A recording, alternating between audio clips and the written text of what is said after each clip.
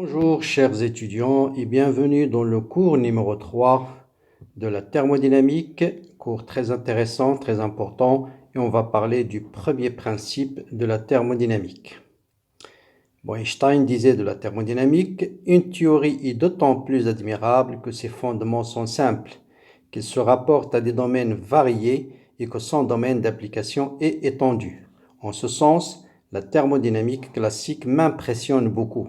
C'est la seule théorie physique de portée universelle dont je suis convaincu que tant qu'on tient à son champ d'application, il ne sera jamais remis en cause. Donc c'est les paroles d'Albert Einstein qui datent de 1949. Bien, avant de parler de ce premier principe, je vais rappeler l'expérience, fameuse expérience de Joule, qui date des années 1850 et qui a joué un rôle très important dans la compréhension ou bien dans l'élaboration de la thermodynamique. Donc cette expérience, le résultat de l'expérience est le suivant. Donc Joule, tout simplement, à travers sa fameuse expérience, a montré que s'il prend un liquide, l'eau en l'occurrence, il peut chauffer de l'eau de deux manières différentes. Soit en lui communiquant directement une quantité de chaleur, soit à l'aide de cette expérience, vous avez une masse M ici qui est liée à une poulie, et quand la masse chute, elle va faire tourner des palettes qui sont installées à l'intérieur de l'eau, et la rotation des palettes va conduire à l'échauffement de l'eau exactement de la même manière qu'en lui communiquant une quantité de chaleur.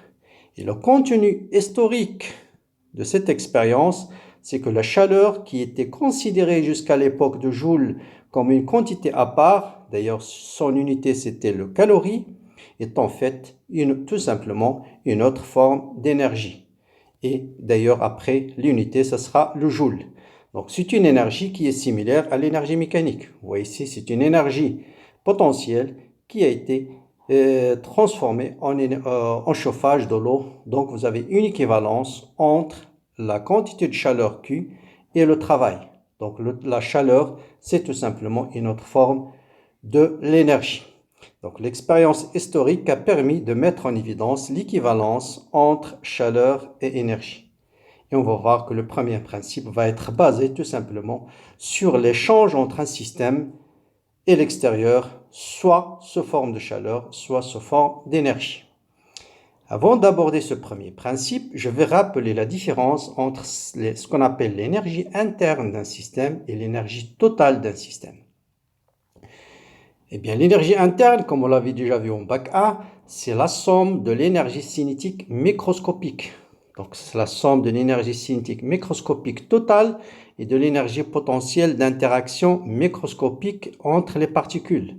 Donc, ce qu'on peut noter mathématiquement, U, c'est la sommation ECI plus la sommation EPI. Je somme toutes les énergies cinétiques microscopiques des différentes particules de mon système et l'énergie potentielle d'interaction entre les particules d'un gaz, par exemple. Cette énergie interne, c'est une fonction d'état. Ça veut dire, fort heureusement, on peut le décrire en quelques paramètres, en quelques variables d'état, telles que le volume, la température, par exemple. Donc, c'est une fonction d'état. Autre propriété de cette énergie, c'est une grandeur extensive. Ça veut dire, si dans un récipient, par exemple, je mets la moitié de l'eau, l'autre la moitié du gaz, mon système qui est le gaz plus l'eau, son énergie interne, ce sera l'énergie interne du gaz plus l'énergie interne de l'eau. Donc, c'est une fonction additive. Donc, voilà ce qu'on appelle l'énergie interne. Donc, c'est la somme de toutes les énergies cinétiques microscopiques de chaque particule, plus l'énergie potentielle d'interaction entre les particules. Maintenant, qu'est-ce que c'est que l'énergie totale d'un système? Eh bien, l'énergie totale d'un système, dans le cas général, c'est son énergie interne, plus, ce que vous savez déjà en mécanique, l'énergie cinétique macroscopique, plus l'énergie potentielle macroscopique. Donc, une voiture qui se déplace avec une vitesse V possède une énergie 1 demi mv carré. Un corps qui chute d'une hauteur h possède une énergie potentielle mgh. On ne s'intéresse pas à ce qui se passe à l'intérieur du solide, mais on voit le solide d'une façon macroscopique et son énergie cinétique macroscopique plus son énergie potentielle macroscopique. Si on ajoute l'énergie interne, c'est ce qu'on appelle l'énergie totale d'un système. Bien. Maintenant, donc voilà, en résumé, l'énergie totale d'un système, il y a deux formes. Il y a ce qu'on appelle l'énergie macroscopique. Donc, c'est comme je disais, par exemple, un solide en rotation, un courant dans un fluide, donc il possède une vitesse V, ou bien l'énergie potentielle, ça peut être électrostatique, magnétique, lorsque le solide est placé dans un champ magnétique ou dans un champ électrique, ou bien tout simplement l'énergie potentielle de pesanteur. Donc ça, ce sont les énergies qu'on manipule d'habitude en mécanique. Maintenant, la thermodynamique, c'est plus général que la mécanique, et il nous dit que le système possède encore une autre énergie qu'on appelle l'énergie interne, qui représente le reste de l'énergie du système. Comme je disais, c'est la somme de l'énergie cinétique totale et de l'énergie potentielle totale d'interaction entre les particules du système.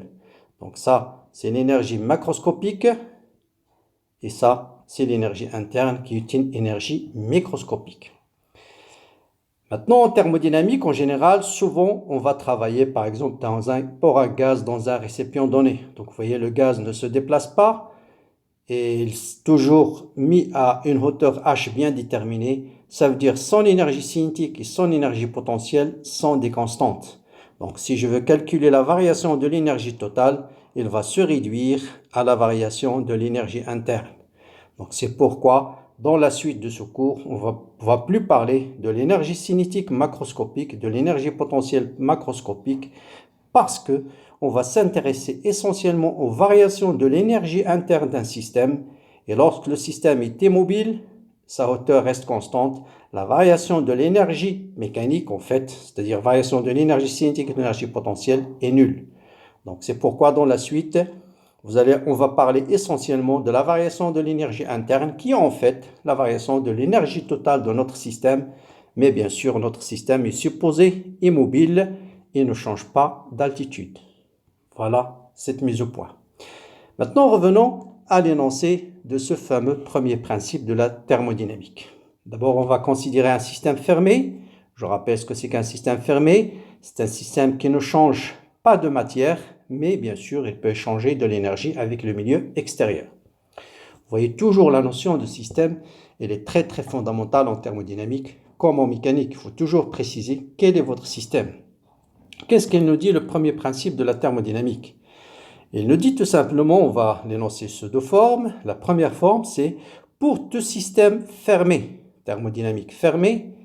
À chaque système thermodynamique fermé, on va lui associer une énergie interne, une fonction d'état qu'on va appeler l'énergie interne U. Et au cours d'une transformation donnée, lorsqu'il y a variation de l'énergie interne, cette variation tout simplement doit être égale à la somme des échanges de travail et de chaleur avec l'extérieur, avec l'univers. Donc ça veut dire mathématiquement, delta U est égal à quoi? Est égal à Q échangé plus W échangé. Donc voilà ce qu'on nous dit le premier principe de la thermodynamique. Bien sûr, dans le cas général, delta U plus l'énergie cinétique macroscopique est égal à Q échangé plus W échangé. Mais commentairement, on suppose toujours que notre gaz est fixe. Donc, voilà l'énoncé du premier principe. La variation de l'énergie interne, tout simplement, doit être égale. S'il y a variation d'énergie interne, ça veut dire que le système a échangé soit de la chaleur, soit du travail, soit les deux, avec le milieu extérieur. Autrement dit, l'énergie, c'est une grandeur conservative, c'est-à-dire qu'il n'y a pas de création ni dissipation d'énergie.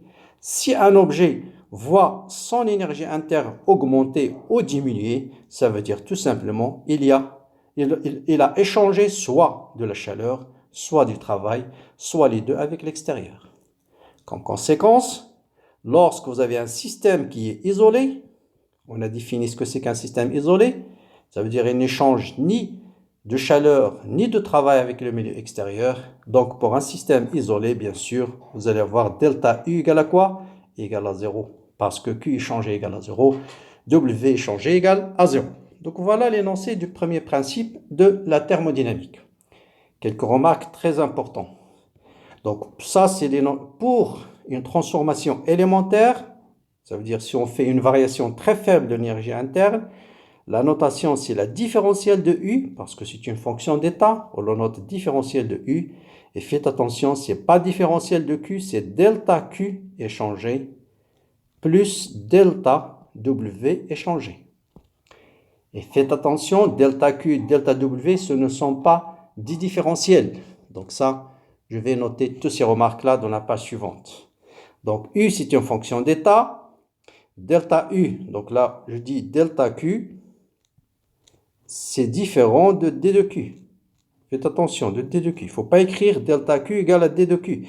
Parce que ça suppose, c'est une différentielle, ça veut dire si j'intègre D de Q, je vais trouver delta Q. Par contre, si j'intègre delta de Q, je trouve Q échangé. C'est la chaleur échangée. Il y a une différence fondamentale entre la différentielle d'une grandeur et une petite variation de la grandeur. Donc, U, c'est une fonction d'état, puisqu'une fonction d'état, ça veut dire qu'elle ne dépend pas du chemin suivi. Si vous faites une variation entre l'état initial et l'état final, ou bien l'état 1 et l'état 2, la variation de delta U entre l'état 1 et l'état 2, c'est égal à U2 moins U1. Ça veut dire qu'elle est indépendante du chemin suivi. Donc, si vous avez un cycle, ça veut dire l'état initial est identique à l'état final. Ça veut dire tout simplement, vous allez voir delta de U égale à 0.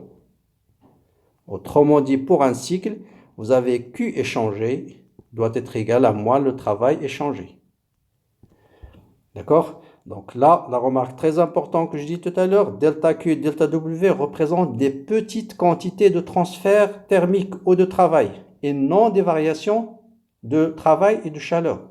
Autrement dit, l'intégrale delta Q, c'est Q échangé, c'est Q échangé, Par contre, l'intégrale delta U entre 1 et 2, c'est delta U, c'est U2 moins U1. Vous voyez un peu la différence. Si je somme sur tous les delta Q, je trouve la chaleur totale échangée. Par contre, si je somme sur D de U, je trouve la variation de l'énergie interne entre l'état 1 et l'état 2. Donc l'énergie interne, c'est une fonction d'état, ce qui n'est pas le cas pour la quantité de chaleur ou le travail. On verra que la chaleur ou le travail dépend du chemin suivi. Donc, c'est une faute grave de noter par exemple l'intégrale de delta Q est égale à delta Q. Donc, faites très attention. Ça, c'est pas correct. Donc, l'intégrale de delta Q, c'est la chaleur totale échangée et non pas une variation de quantité de chaleur. Bien. Voilà un peu le premier principe. Essayons de l'appliquer dans quelques exemples. Prenons le cas d'une transformation réversible. Donc, c'est une transformation quasi-statique qui peut se faire dans les deux sens. À chaque instant, autrement dit, c'est une succession d'états d'équilibre. Autrement dit, à chaque instant, on connaît les variables d'état qui sont la pression, le volume et la température. Donc, delta W est connu à chaque instant, c'est moins P d de V. Or, delta Q, c'est CV dt plus L d de V. Donc, on a vu trois formules pour delta Q. Ça dépend des paramètres qu'on utilise. Donc, si j'utilise le couple TV, voilà son expression. Donc, si je connais delta Q et delta W, je peux écrire D de U qui est delta Q plus delta W. Donc, ça me donne cette expression. Donc, CV dt. Et là, je factorise par D de V et je trouve L moins P. Toujours, vous allez voir, on va travailler essentiellement avec les gaz parfaits. Et pour un gaz parfait, on avait montré que L indice T, c'est tout simplement la pression. Donc, ce terme va être égal à 0. Autrement dit, pour un gaz parfait, on aura D de U est égal à CV fois D de T. Et ça, c'est un résultat très important. Ça constitue la première loi de Joule qui vous dit tout simplement que pour un gaz parfait, l'énergie interne ne dépend que de la température. Donc, si vous faites une transformation pour un gaz parfait entre un état initial et un état final, la variation de l'énergie interne ne dépendra que de la température. Exemple, si on prend par exemple une transformation isochore, ça veut dire j'ai un gaz dans un volume qui est fixe. Isochore, je vous rappelle que le volume égale une constante. Gaz enfermé dans un volume qui ne peut pas changer, fixe, rigide. Vous avez un gaz, si je lui communique une quantité de chaleur Q, je vais obtenir un état final UF, donc l'énergie interne ici, je l'appelle UI, l'énergie finale c'est UF, et la variation de l'énergie interne entre l'état initial et l'état final d'après, si je considère bien sûr un gaz parfait, ce sera CV fois delta de T, et ce sera tout simplement la quantité de chaleur communiquée au gaz. Pourquoi? Parce que ici le travail égale à 0. Le travail échangé égale à 0 car V égale une constante. Donc si V égale une constante, delta W égale à 0, et donc le travail total, il est nul. Donc vous voyez, si je communique un gaz, une quantité de chaleur dans un récipient qui est rigide, la variation de l'énergie interne va se réduire à la quantité de chaleur que je lui ai communiquée. Bien. Maintenant, je vais introduire une autre fonction d'état qui est aussi très utilisée en thermodynamique qu'on appelle l'enthalpie. Donc, si je prends maintenant l'expression de la quantité de chaleur, mais en utilisant les variables température et pression. Nous avons vu que delta Q, c'est Cp dt plus H d de P. Donc, la variation élémentaire de l'énergie interne, c'est delta Q plus delta W. Delta W, c'est moins P d de V. Donc, si je ramène P de V de l'autre côté, donc je vais avoir D de U plus D de PV. Je vous rappelle que D de P de V, c'est P D de V plus V D de P. D'accord? Donc, j'ai ajouté ici D de PV, donc j'ajoute D de PV de l'autre côté. Donc, je vais ajouter ici P D de V, D de PV. Voilà, j'ai ajouté D de PV, voilà, tout simplement pour le moment. Donc, je factorise ici par la différentielle. Différentielle de A plus D de B, c'est D de A plus B. Donc, je trouve la différentielle de U plus PV égale à quoi? Égale à CP de dt plus HD de P. Et D de V, P de V, ça sera P D de V moins P D de V. Celui-là va se simplifier avec celui-là. Qu'est-ce qu'il va me rester? Il va me rester VD de P. Je factorise par D de P et j'obtiens, donc on pose une nouvelle variable, fonction d'état qu'on appelle H, qu'on appelle l'enthalpie. Ça sera U tout simplement plus P fois V. C'est ce qu'on appelle l'enthalpie. Donc enthalpie. Et la différentielle de H va se réduire à Cp fois D de T plus H indice T plus V fois D de P. Et pour un gaz parfait, nous avons montré que H c'est moins V, gaz parfait, H indice T est égal à moins V, vidéo précédente. Donc ce terme va être égal à 0, ce qui implique que la différentielle de H, c'est Cp fois D de T. Donc voilà, et ça constitue ce qu'on appelle la deuxième loi de Joule. Comme pour l'énergie interne, la variation d'enthalpie ne dépend que des états extrêmes et non du chemin suivi. Donc, c'est une fonction d'état. Donc là, on a introduit ce paramètre H qu'on appelle l'enthalpie, qui est aussi très utilisé en thermodynamique. Donc, soit on va travailler en énergie interne, soit en travaillant avec cette enthalpie qui est tout simplement l'énergie interne plus le produit P fois V. Et vous avez D de H égale à Cp D de T, ça veut dire tout simplement delta de H, ce qui implique, si j'intègre, je vais trouver delta de H est égal à Q, l'intégrale Cp dt, Cp delta T, qui est tout simplement la quantité de chaleur échangée. Bien. Bon, une petite remarque ici, juste notez bien. Donc, dans le cas des liquides et des solides et des liquides peu compressibles, on va, la variation de l'énergie interne, on ne fait pas une grande différence entre H et U. Hein, donc vous avez H est égal à U plus P fois V. Et D de H est égal à D de U plus D fois PV. Donc ce terme en général, il est négligeable dans le cas des solides. Et vous avez D de H est égal à D de U est égal à C dt. Ça veut dire Cp est de l'ordre de Cv. C'est une constante pour les solides et les liquides. Bon, c'est juste au passage.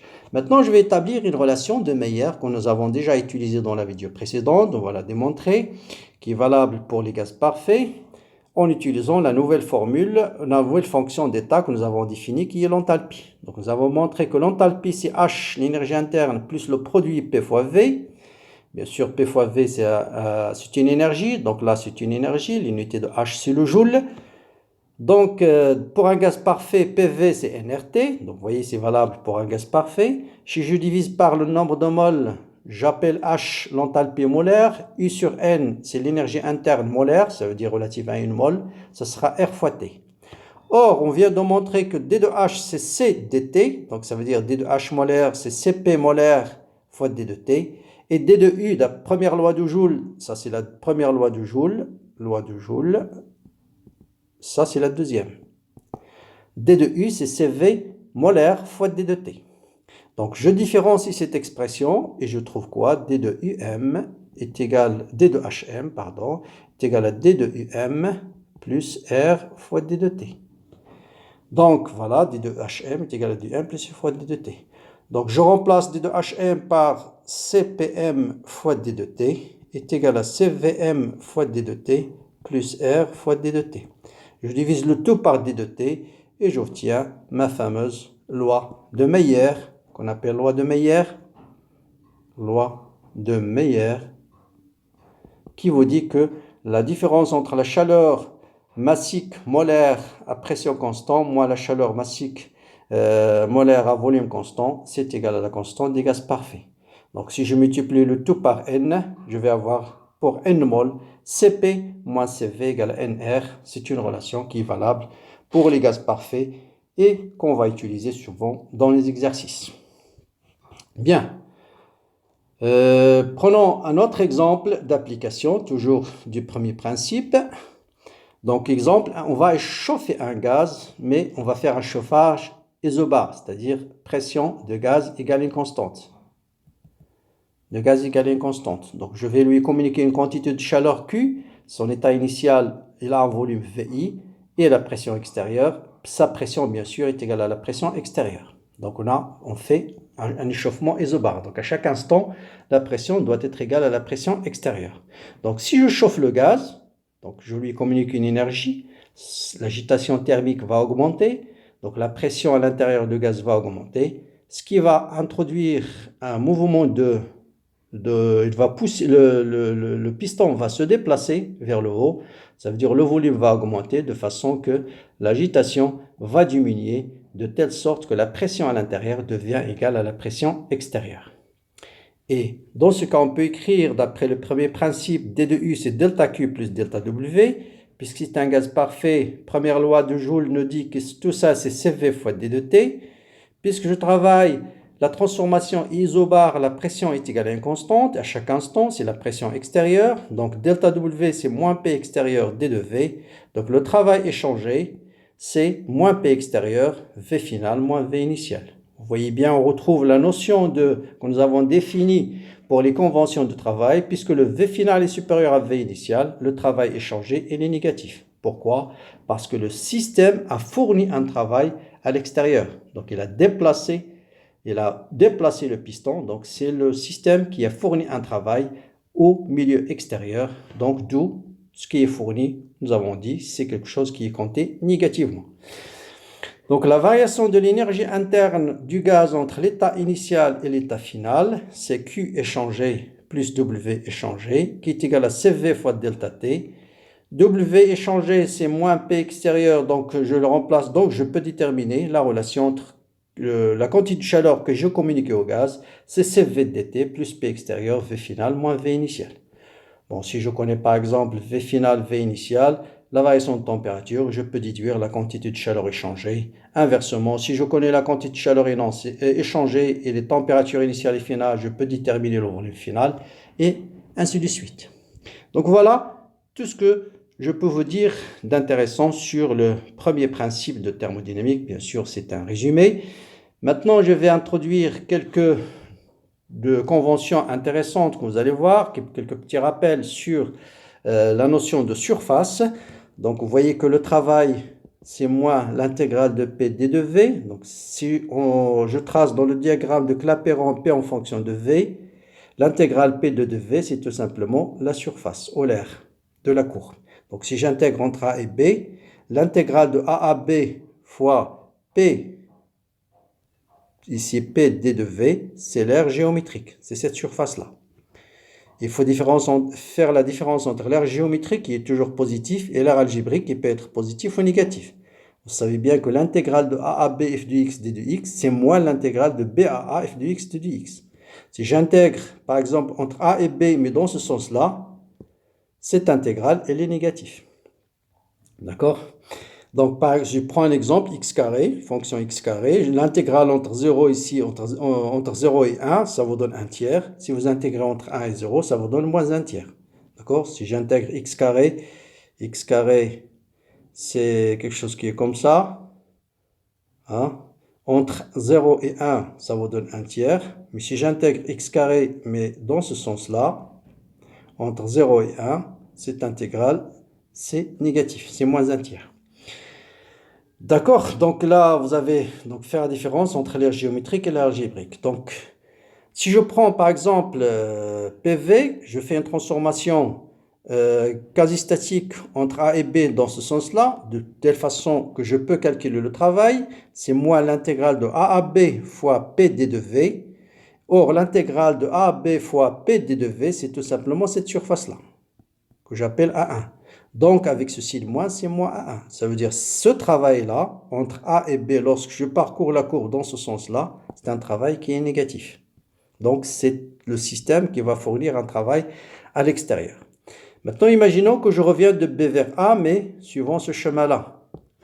Donc, toujours l'aire sur la courbe, c'est l'aire géométrique, c'est positif, mais le travail de B à A, par définition, c'est moins l'intégrale de B à A, P fois D de V. Or, l'intégrale de B à A, P de V, c'est moins l'intégrale de A à B fois P D de V. D'accord? Donc, l'intégrale de B à A, c'est négatif, mais avec ce signe moins, ça devient positif. D'accord? Donc, l'intégrale de B à A, moins l'intégrale de B à P de V, c'est quelque chose qui est positif. Donc, de B à A, le système reçoit de l'énergie, et de A à B, c'est le système qui fournit de l'énergie. Donc, si je prends maintenant le cycle, je pars de A vers B suivant ce chemin. Ensuite, je pars de B vers A suivant ce chemin, chemin 2. Je décris un cycle.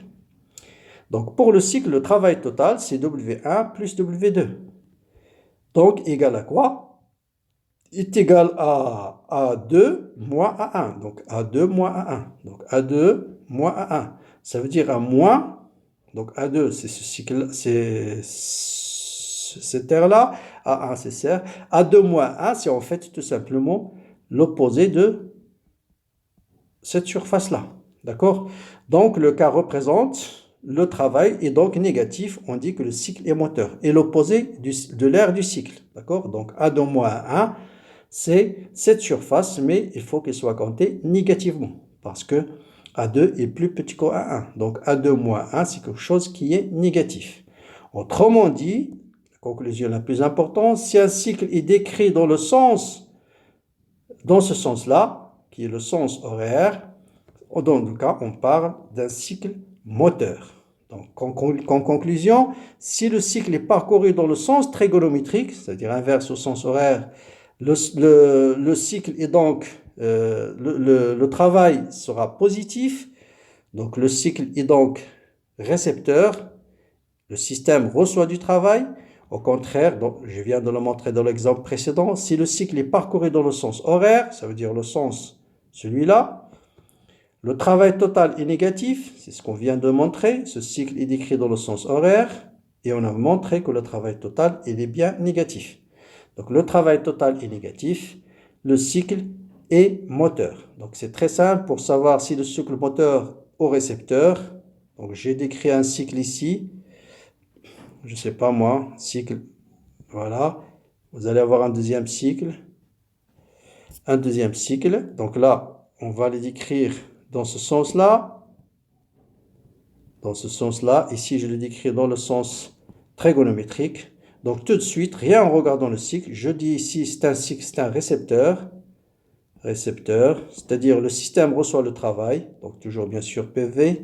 Et si le cycle est décrit dans ce sens-là, je peux déduire tout de suite que le cycle est moteur. C'est-à-dire c'est le système qui doit fournir du travail. Donc voilà pour cette partie où j'ai introduit le principe de la notion du premier principe de thermodynamique. Qu'est-ce qu'il nous dit ce premier principe? Et on a vu quelques exemples. Bien sûr, la prochaine vidéo, ce sera une application détaillée de ce principe de la thermodynamique pour les 4 ou les 5 transformations les plus usuelles, isobar, isocore, isotherme, adiabatique. Je vais calculer le travail, quantité de chaleur, énergie interne pour chaque transformation et ça sera forcément la base pour travailler les exercices de la thermodynamique. Donc voilà, N'hésitez pas bien sûr à vous abonner à la chaîne, partagez-la avec vos amis pour encourager cette chaîne à se développer et surtout, abonnez-vous et partagez-la avec bien sûr vos amis. S'il y a des commentaires, ils sont les bienvenus dans la description de la vidéo. Bon courage et à bientôt.